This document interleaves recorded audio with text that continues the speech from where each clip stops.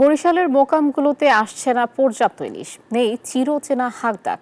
জেলে ও ব্যবসায়ীরা বলছেন নদী ও সাগরে ইলিশ মিলছে অনেক কম, তাই দামও ক্রেতার নাগালের বাইরে। তারপরও মৎস্য বিভাগের দাবি সরকারের দেয়া নিষেধাজ্ঞা সফল হয়েছে। মোহাম্মদ শুভ হাওলাদারের ক্যামেরায় বরিশাল থেকে সাইফুর রহমান মিরনের রিপোর্ট।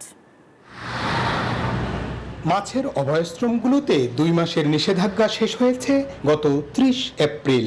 ধারণা করা হয়েছিল মৌসুমের শুরুতেই ইলিশের সরবরাহ বাড়বে, তবে বাস্তব চিত্র ভিন্ন।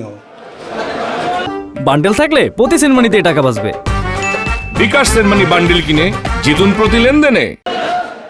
ব্যবসায়ীদের অভিযোগ, অভয়াশ্রমে ইলিশ মাছ রক্ষায় অভিযান চললেও নেট জাল দিয়ে রেণু ধ্বংস করায় ইলিশ মিলছে না, তাই মোকামে ইলিশ কম।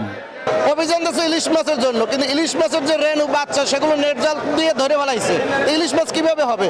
4-5 দিন আগে মাছের দাম কম ছিল, সাগরের কিছু মাছ থাকলে মাছের দামটা কম ছিল।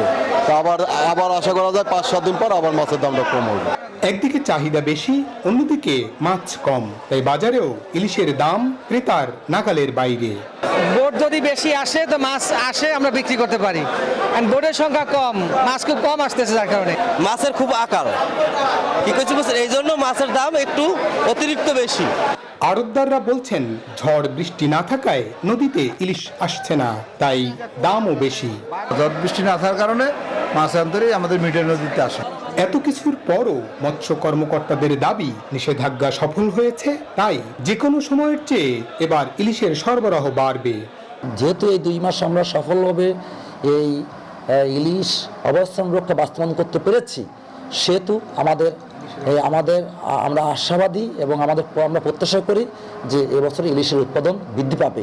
বাজারে রপ্তানিযোগ্য ইলিশ বিক্রি হচ্ছে 80,000 টাকা মন দরে। 500 গ্রামের মাছ 60,000 টাকা, 400 গ্রামের মাছ 58,000, 300 গ্রামের মাছ বিক্রি হচ্ছে 40,000 টাকা মন দরে। সাইফুর রহমান মিরন, নিউজ 24, বরিশাল।